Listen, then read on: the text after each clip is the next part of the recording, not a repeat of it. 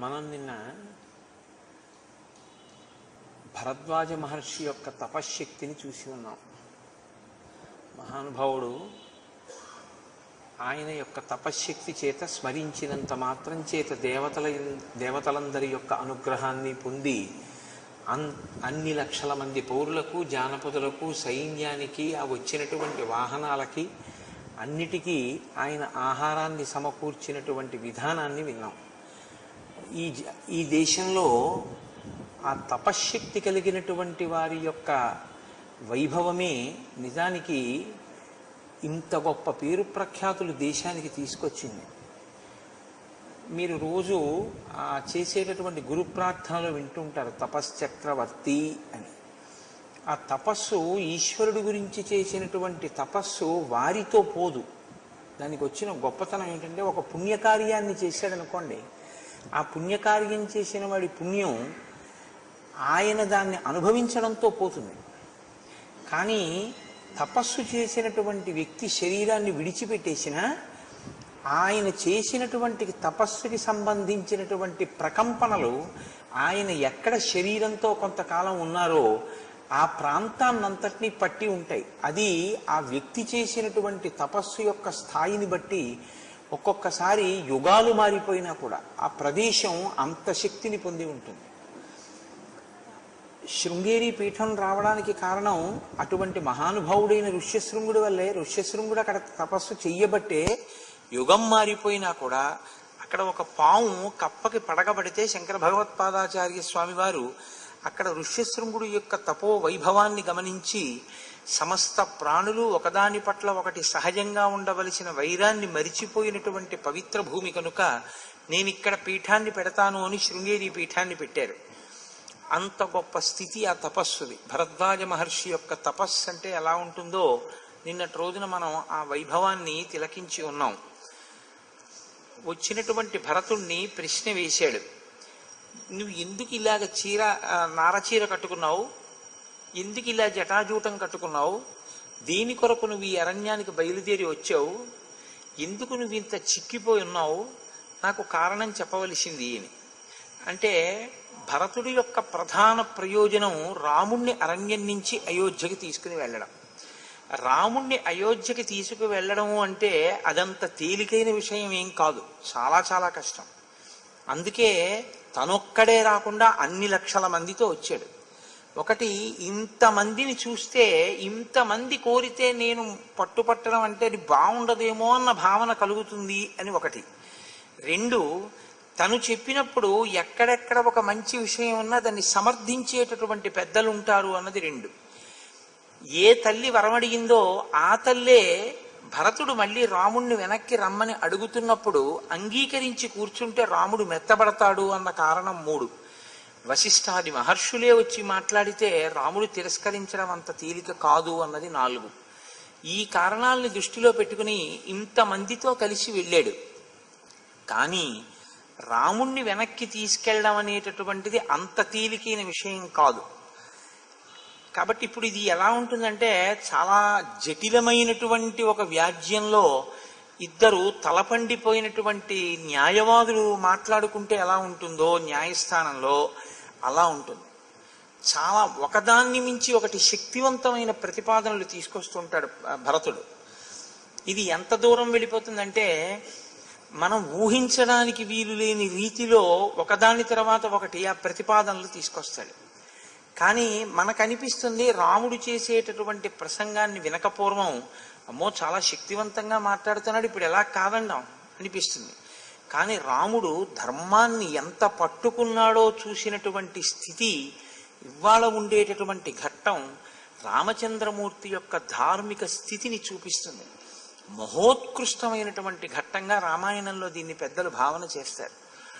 కాబట్టి ఇప్పుడు భరతుడు రామచంద్రమూర్తి ప్రశ్న వేస్తే అన్నాడు, ఆర్యం తాతః పరిత్యజ్య కృత్వా కర్మ సుదుష్కురం గత స్వర్గం మహాబాహు పుత్ర శోకాభిపీడితః స్త్రియా నియుక్త కైకేయ్య మమ మాత్రా పరంతప చకార సుమహత్ పాపం ఇదమాత్మ యశోహరం సారాజ్య ఫలమప్రాప్య విధవా శోకకర్షిత పతిష్యతి మహాఘోరే నిరయే జననీ మమ. ఆయన అన్నాడు, మన తండ్రి గారైనటువంటి దశరథ మహారాజు గారు చాలా పుణ్యాత్ముడు. ఆయన నీకు యవ్వరాజ్య పట్టాభిషేకం చెయ్యాలి అని సంకల్పం చేశాడు. కానీ మా అమ్మ కైకేయి నా హృదయం తెలుసుకోకుండా ఆయన్ని నిగ్రహించింది, 2 వరాలు అడిగింది. ఈవిడ పట్టిన పట్టుదలని కాదనలేక 2 వరాలు ఆ కైకమ్మకిచ్చి, కైకమ్మ పట్టుదల వల్ల నాకు రాజ్యాన్ని సంక్రమింపచేసి నిన్ను విడిచి ఉండలేక రాజు స్వర్గస్థుడయ్యాడు. ఇప్పుడు స్వర్గస్థుడైనటువంటి రాజు తన కార్యాన్ని పూర్తి చేసుకుని తను చెయ్యవలసినటువంటి పని తాను చేసి వెళ్ళిపోయాడు. మా అమ్మ విధవైపోయింది. నాకు జ్యేష్ఠునికి చెందవలసినటువంటి రాజ్యాన్ని తీసుకోవడం, అటువంటి పాపపు పని చెయ్యడం నాకు ఇష్టం లేదు. కాబట్టి ఈ మాట కేవలం నేను చెప్తున్నది కాదు, ఈ ప్రజలు, జానపదులు, పౌరులు, ఈ దేశవాసులు, మంత్రులు, వశిష్ఠాది మహర్షులు, పురోహితులు అందరి కోరిక. నేను కేవలం నీకు తమ్ముణ్ణి కాను, నేను నీకు శిష్యుణ్ణి కూడా. నేను నీ దగ్గర ఎన్నో ధార్మిక విషయాలు నేర్చుకున్నవాణ్ణి. కాబట్టి శిష్యుడు పుత్రుడితో సమానుడు. పైగా నేను నీకు తమ్ముణ్ణి. తండ్రి లేని కారణం చేత జ్యేష్ఠుడవైనటువంటి నీవే నాకు తండ్రి వంటి వాడవు. కాబట్టి నీ పాదములు పట్టి ప్రార్థన చేస్తున్నాను, నువ్వు తిరిగి వచ్చేయవలసింది అని మంత్రుల వంక చూపించాడు. చూపించన్నాడు, తదిదం శాశ్వతం పిత్రియం సర్వం ప్రకృతి మండలం పూజితం పురుష వ్యాఘ్ర నాతిక్రమితుమర్హసి. ఈ మంత్రులు ఇవ్వాల్టి వాళ్ళు కాదు, అనేక వేల సంవత్సరములుగా మన వంశాన్నంతటినీ కూడా వాళ్ళు కాపాడుతూ మనకి మంత్రాంగం చేస్తూ వస్తున్న వాళ్ళు. వాళ్ళు కేవలం నేనేదో చెప్పానని నాకు సమర్థించడానికి వచ్చేటటువంటి స్వభావం ఉన్నవారు కారు. ఇంతమంది మంత్రులు కదిలి వచ్చి ఇవాళ నేను చెప్పిన మాటని సమర్థించి నిన్ను వేడుకుంటున్నారు అంటే నువ్వు రాజ్యానికి తిరిగి రావలసినటువంటి అవసరం ఎంతటి బలమైనదో నువ్వు గమనించవలసింది. కాబట్టి నేను చేతులు జోడించి కన్నీరు కారుస్తూ దుఃఖంతో నాకు అక్కర్లేని రాజ్యాన్ని అమ్మ నా నెత్తిన రుద్దిందని పరమ బాధతో అడుగుతున్నాను. ఈ రాజ్యాన్ని నువ్వు తప్ప వేరొకరు వహించగలిగిన వాడు లేడు. కాబట్టి నువ్వు తిరిగి వచ్చేసేయి, ఈ రాజ్యాన్ని స్వీకరించు అంటే రాముడు అన్నాడు, కులీన సత్వసంపన్న తేజస్వీ చలితవ్రత. నీవు మంచి వంశంలో పుట్టినటువంటి వాడివి, సత్వగుణ సంపన్నుడవు, బలశాలివి, సత్ప్రవర్తన కలిగినటువంటి వాడివి. ఇటువంటి మంచి గుణములు కలిగినటువంటి నువ్వు ఇలా మాట్లాడడంలో ఏమీ ఆశ్చర్యం లేదు. కనుకనే రాజ్యాన్ని నీకు తండ్రి ఇచ్చినా కూడా నాకొద్దు, నువ్వే రాజ్యం పుచ్చుకో అంటున్నావు. అంతవరకు సరే. కానీ నేను ఒక్క మాట చెప్తాను, జాగ్రత్తగా విను. నదోషం తయి పశ్యామి సూక్ష్మమప్యరిసూదన నచాపి జననీం బాల్యాత్ త్వం విగర్హితుమర్హసి. మీ అమ్మని నువ్వు పదే పదే విమర్శిస్తున్నావు, మీ అమ్మని నింద చేస్తున్నావు. మా అమ్మ రాజ్యం పుచ్చుకుంది, మా అమ్మ రాజ్యం పుచ్చుకుంది అని. నేను నీతో ఒక మాట చెప్తాను, బాగా గమనించు. అసలు మీ అమ్మ చేసిన దాంట్లో లేదా మన అమ్మ చేసిన దాంట్లో నాకు లేశమాత్రం కించిత్ దోషం కూడా నాకు ఎక్కడా కనపట్టలేదు. ఎందుకు కనపట్టలేదు అంటావేమో, నువ్వు రాజ్యానికి తిరిగి రావడం ఇష్టం లేక కైకమ్మ చేసినటువంటి పని సమర్థిస్తున్నాను అనుకుంటున్నావేమో. నేను నీతో ఒక ధర్మ సూక్ష్మం చెప్తాను, నువ్వు బాగా ఆలోచించు. కామకారో మహాప్రాజ్ఞ గురూణాం సర్వదా నఘః ఉపపన్నేషు దారేషు పుత్రేషు చ విధీయతే. తల్లి, తండ్రి, గురువు, ఈ ముగ్గురు అత్యంత గౌరవనీయమైనటువంటి వ్యక్తులు. వీళ్ళు వాళ్ళ బిడ్డల విషయంలో భృత్యులుగా, కింకరులుగా భావన చేసి వారి అభ్యున్నత కొరకు వారిని ఎక్కడ ఉంచాలని వాళ్ళు అనుకుంటారో అక్కడ ఉంచేటటువంటి అధికారం వాళ్ళకుంది. మనం ఎక్కడ ఉండాలనుకుంటున్నామో అక్కడ వాళ్ళు ఉంచాలని మనం కోరకూడదు. వాళ్ళు మననెక్కడ ఉంచుదాం అనుకున్నారో అక్కడ మనం ఉండడం మనకి శ్రేయస్కరం. అది ధర్మ సూక్ష్మం. వాళ్ళు చెప్పినది మనం వినాలి. కాబట్టి ఇప్పుడు మీ తల్లి కైకమ్మకి కానీ నా తండ్రి దశరథ మహారాజు గారికి కానీ స్వతహాగా ఒక అధికారం ఉంది. మీ అమ్మ నువ్వు ఎక్కడుండాలో, ఏం చెయ్యాలో, ఎలా ఉండాలో కోరుకునేటటువంటి అధికారం, శాసించే అధికారం మీ తల్లిగారికి ఉంది. అలాగే నేనెక్కడుండాలో, ఏం చెయ్యాలో చెప్పేటటువంటి అధికారం మన తండ్రి గారికి ఉంది. తప్ప ఇవాళ నీకు రాజ్యం ఇష్టం లేదు, నీకు రాజ్యం ఇష్టం లేదు కాబట్టి నన్ను రమ్మని ప్రార్థన చేస్తున్నావు. నీకు రాజ్యం ఇష్టం లేదన్నది ప్రధానమా, నిన్ను రాజ్యాల్లో తండ్రి కూర్చోపెట్టాడన్నది ప్రధానమా? నీకు రాజ్యం ఇచ్చింది ఎవరు? నువ్వు కాదు, నువ్వు పుచ్చుకోలేదు, తండ్రి ఇచ్చాడు. ఇప్పుడు నువ్వు పుచ్చుకోను అంటే ఏ కొడుకుని ఎక్కడ ఎలా నియోగించాలో అలా నియోగించగలిగినటువంటి సహజమైన అధికారమున్న తండ్రి యొక్క ఆ స్థితిని మనం ప్రశ్నించినట్టు అవుతుంది. తండ్రి నిన్ను అలా పెట్టాడు, నన్ను ఇలా పెట్టాడు. నిన్ను అలా పెట్టడంలో కష్టం వచ్చింది అని నువ్వు అనకూడదు. ఎందుకో తెలుసా? వనేవా చీరవసనం సౌమ్య కృష్ణాజినాంబరం రాజ్యేవాపి మహారాజో మాం వాసగితుమీశ్వర. ఆయన నన్ను కృష్ణాజినం కట్టుకుని అరణ్యంలో ఉండమని చెప్పినా ఆయన నాకు తండ్రే. కాదు నాన్న రామ నువ్వు రాజ్యం చెయ్యి అని చెప్పినా నాకు తండ్రే. తండ్రి అంటే నన్ను ఎక్కడ ఎందుకు ఎలా నియోగించాలో అలా నియోగించడానికి పూర్తి స్వాతంత్ర్యము అధికారము కలిగినటువంటి వాడు. అంతేకాని నీకు రాజ్యం ఇష్టం లేదు కాబట్టి నీకు రాజ్యం ఇవ్వడం నాన్న చేసిన తప్పని, నన్ను అరణ్యానికి పంపాడు కాబట్టి నన్ను అరణ్యానికి పంపడం నాన్న చేసిన తప్పని, మీ అమ్మ వరాలడిగి నీకు రాజ్యం ఇప్పించింది కాబట్టి అలా అడగడం మీ అమ్మ తప్పని, అమ్మా నాన్నల తప్పులు విచారణ చేయడానికి పిల్లలు కూర్చుంటే వాళ్ళ తప్పుల మీద పిల్లలు తీర్పు చెప్తే అప్పుడు వాళ్ళది కాదు పోయిన ధర్మం, మనది పోయిన ధర్మం. కాబట్టి నువ్వు ధర్మాన్ని కోరుకున్నవాడివైతే నువ్వు నన్ను రమ్మని అడగకూడదు, రాజ్యం నాకిస్తానని అడగకూడదు. నాన్నగారు ఏది చెప్పారో నువ్వు చెయ్యాలి. నాన్నగారు నన్ను ఏది చెయ్యమన్నారో అది నన్ను చేసుకోనివ్వాలి. అప్పుడు నువ్వు ధర్మంలో నిలబడిన వాడివి, నన్ను ధర్మం చేయనిచ్చిన వాడివి. అలా నన్ను నా ధర్మంలో నిలబెట్టి నీ ధర్మంలో నువ్వు నిలబెట్టిన నాడు నువ్వు సుపుత్రుడవు, నేను సుపుత్రుణ్ణి. నన్ను అలా మర్యాదగా బతకనిచ్చి పుత్రధర్మాన్ని నిలబెట్టుకోనిచ్చావు కాబట్టి నాకు నిజమైన తమ్ముడవు, నాకు శిష్యుడవు. తప్ప కేవలం ప్రేమ చేత నేను మీ శిష్యుణ్ణి, నేను మీ తమ్ముణ్ణి, మీరు రాజ్యానికి వచ్చేయండి అంటే నీకు సంతోషంగా ఉంటుందేమో, కానీ అది ధర్మమా? అలా చెయ్యొచ్చా మనం? అలా చేస్తే ఊర్ధ్వలోకాల్లో ఉన్న తండ్రి గారు సంతోషిస్తారా? ఇక్కడ మీ అమ్మకది గౌరవమా? నీకిష్టం లేదు కాబట్టి మీ అమ్మని ఎందుకు నిందిస్తున్నావు? మీ అమ్మకి ఇష్టమైన పని నువ్వు చెయ్యాలని కోరుకో. ఇంతమంది ఇలా చెప్తే నేను వస్తాననుకుని వచ్చావు, కానీ ఇంతమంది చెప్పారని నేను చేసినా నాన్నగారు చెప్పిన పని చేసిన వాడిని అవుతానా, చెయ్యని వాడిని అవుతానా? ఆలోచించు.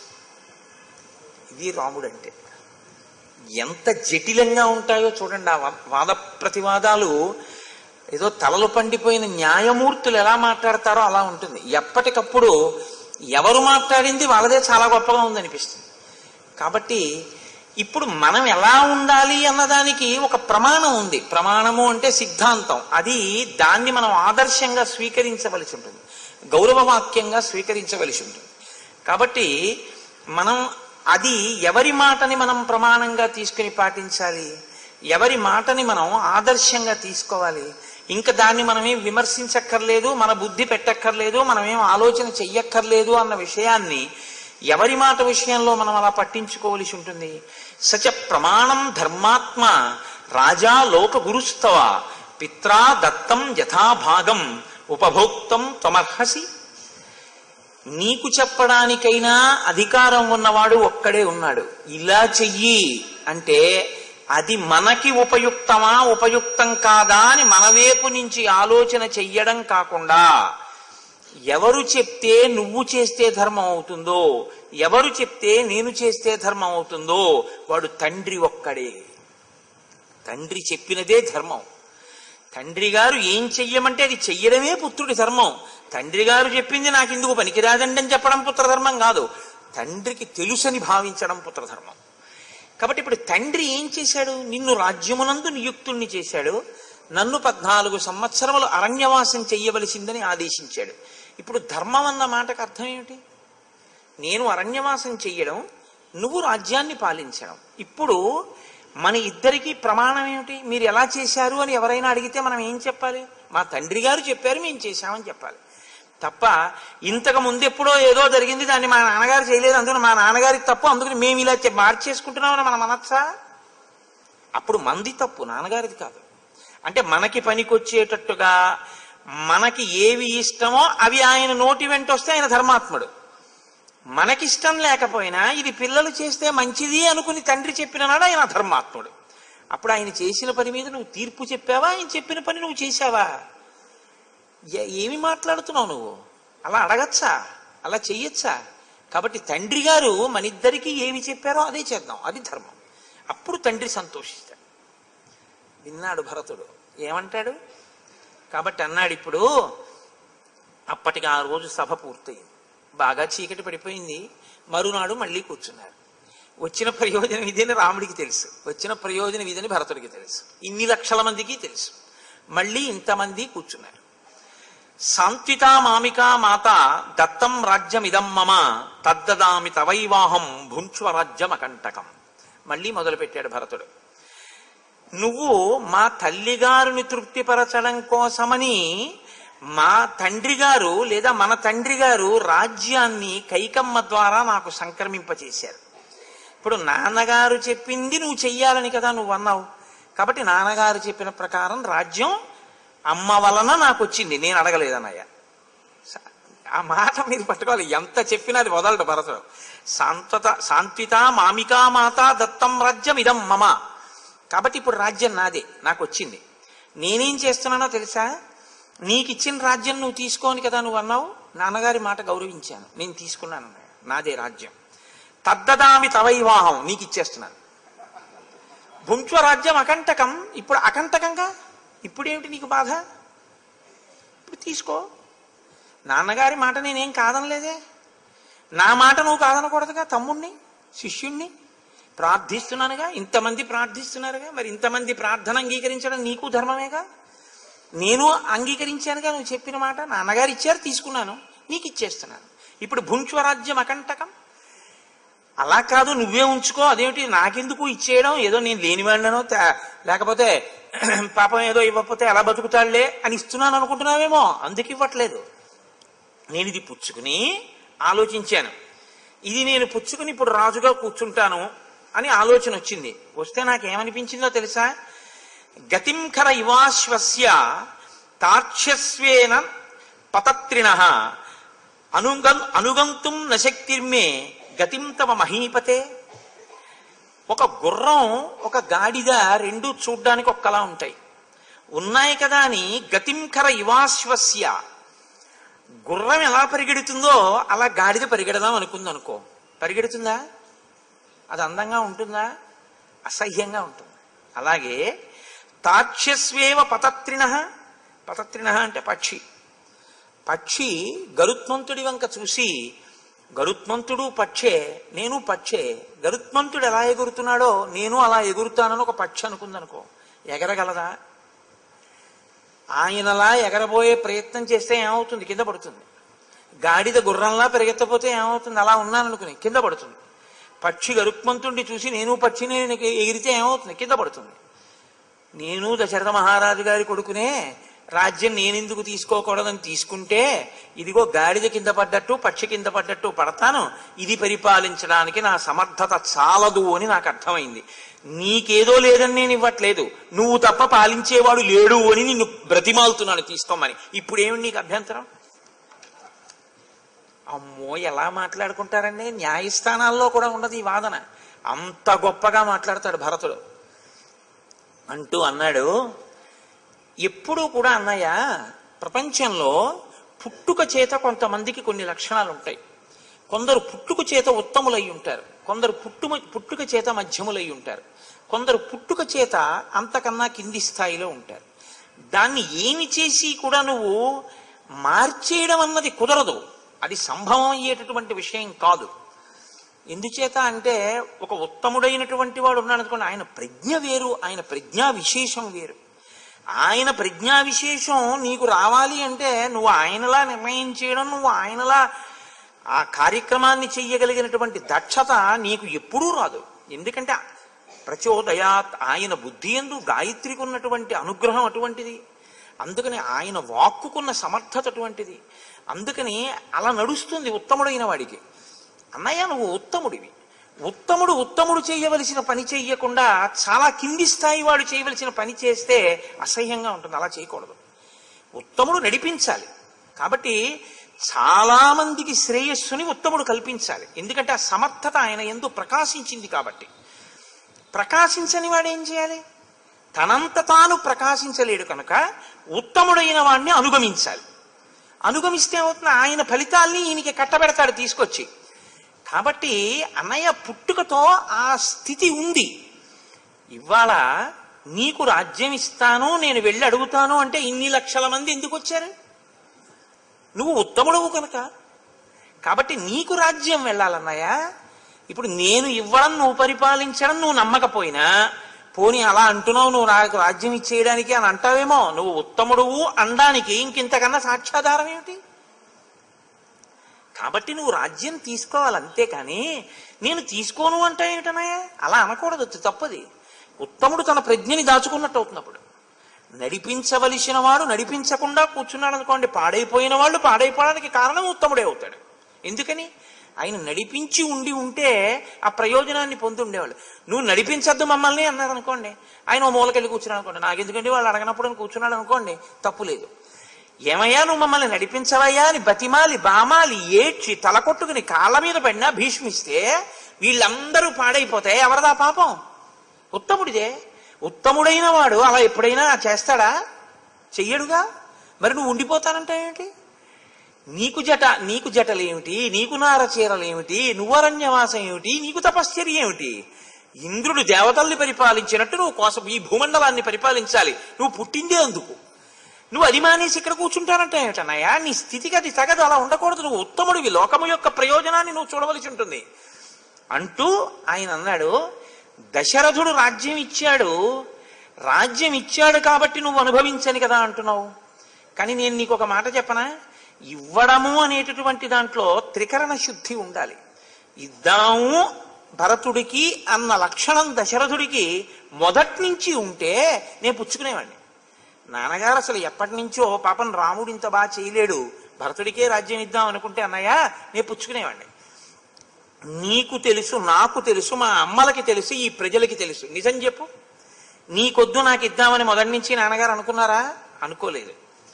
నువ్వు పెరుగుతుంటే నాన్నగారు ఎలా చూశారో తెలుసా? నీ వంక సయదా పుష్టితో భూత్వా ఫలాని విదర్శయేత్ సతాం నానుభవేత్ ప్రీతిం యస్య హేతోః ప్రరోపితః ఏషోపమా మహాబాహో తమర్థం నేత్తుమర్హసి యది త్వస్మాన్ వృషభో భర్తా భృత్యాన్న షాధి.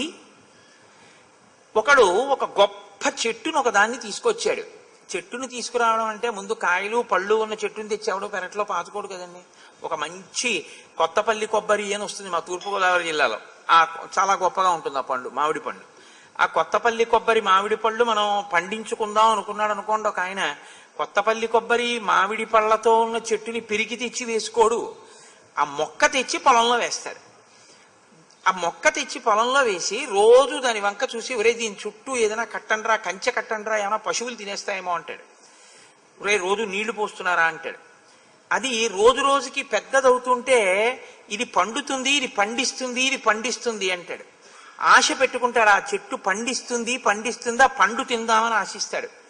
ఇప్పుడు ఆ చెట్టు చాలా పెద్దదై పళ్ళు ఇవ్వడం మానేసింది అనుకో, ఆ మొక్క వేసిన వాడి పరిస్థితి ఏమిటి?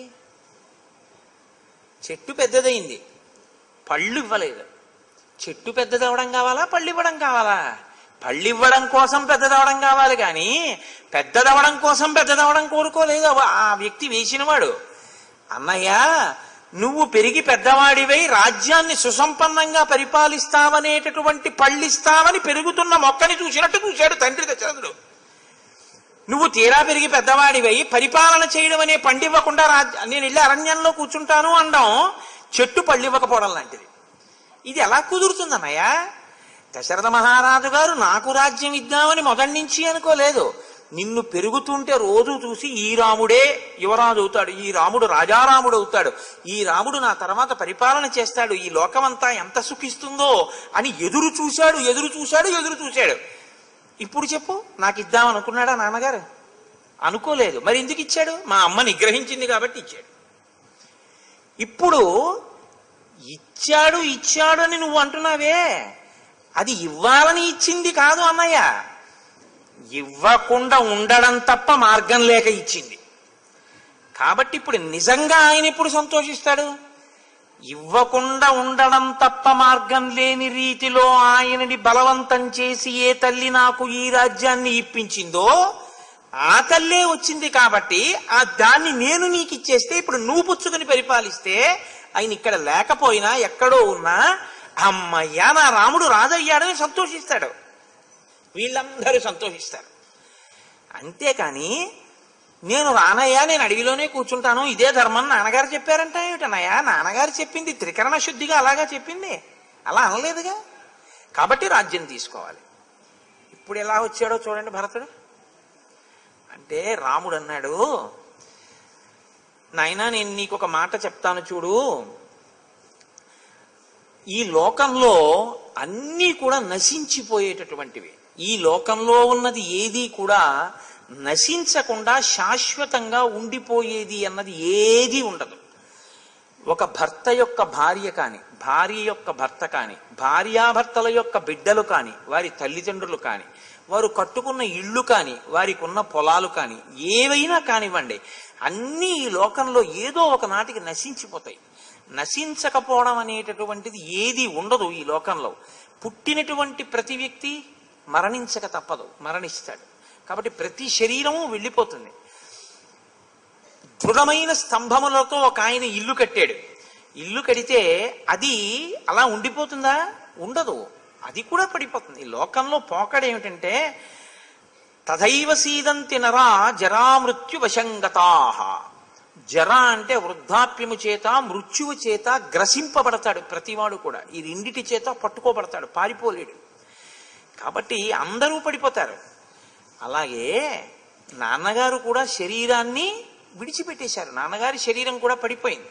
ఎందుకు చెప్తున్నాడు ఈ మాటలు? ఎంత జాగ్రత్తగా చెప్తాడో చూడండి, ఎక్కడికి వెళ్ళి చెప్తాడో చూడండి. ఆత్మానమనుశోచత్వం కిమన్యమనుశోచసి ఆయుస్తే హీయతే యస్య స్థితస్య చ గతస్య చ. మీరు ఏమీ చేయకుండా అలా నిలబడ్డారనుకోండి, ఏ పనులు జరగవేమో, కానీ మీరు అన్నం తినడం జరగలేదేమో, మీరు నీళ్లు తాగడం జరగలేదేమో, మీరు స్నానం చేయడం జరగలేదేమో, లేకపోతే మీ వలన ఎవరికీ ఏమీ ఉపకారం జరగకుండా ఉండిపోయిందేమో, కానీ మీ ఆయుర్దాయం తరిగిపోకుండా మాత్రం లేదు. అమ్మో ఎలా మాట్లాడతాడండి రాముడు? మాట్లాడడం అంటే స్థితస్యచ గతస్యచ. స్థితస్యచ అంటే అలా నిలబడిన, గతస్యచ కదిలిన, ఏం చేస్తున్నా అయిపోతుంటుంది ఆయుర్దాయం. ఆయుర్నశ్యతి పశ్యతాం ప్రతిదినం యాతిక్షయం యవ్వనం ప్రత్యాయంతి గతాః పునర్న దివసాః కాలో జగద్భక్షకః లక్ష్మీస్తోయ తరంగ భంగ చపలా విద్యుచ్చలం జీవితం తస్మాన్ మాం శరణాగతిం కరుణయా త్వం రక్ష రక్షాధునా అంటారు శంకర భగవత్పాదులు.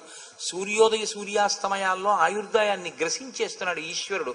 అయిపోతోంది ఆయుర్దాయం రోజు రోజుకి.